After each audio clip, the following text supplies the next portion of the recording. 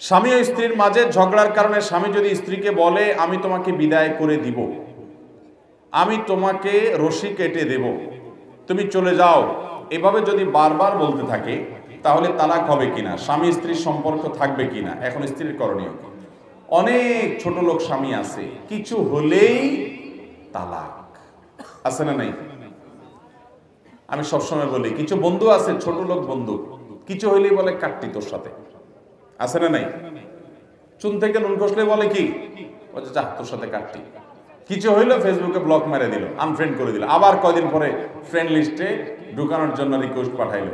এরকম হটমেজাজে মানুষ, কথায় কথায় গরম হয়ে যাওয়া, এরকম কিছু লোকের স্বভাব আছে না নাই? এটা কোনো ভালো স্বভাব না। কোন স্বামী যদি তার স্ত্রীকে এরকম কথায় কথায় তালাকের কথা বলে, সে নিকৃষ্ট স্বামী। কথায় কথায় তালাকের কথা বলা যাবে না। কিন্তু মাসআলার উত্তর হলো, যদি কেউ বলে আমি তোমাকে তালাক দেব, রশি কেটে দেব, অর্থাৎ এখন দেই নাই, দেব ভবিষ্যতে, এই দেব যদি বলে তাতে তালাক হয় না। কিন্তু দেব বলার পরে যদি বলে দিলাম, তাহলে আবার তালাক হয়ে যাবে। অর্থাৎ অতীতকালীন ক্রিয়া এটা যদি বলে তাহলে তালাক হয়ে যাবে, আর ভবিষ্যৎকালীন ক্রিয়া ব্যবহার করে যদি বলে তাহলে তালাক হবে না। অতএব এরকম ঘন ঘন যদি কোনো স্বামী তালাকের কথা বলার বদভ্যাস থাকে, তাকে কোনো আলেমের কাছে নিয়ে যেতে হবে যে কথায় কথায় স্ত্রীকে তালাকের কথা বলা গুনাহ।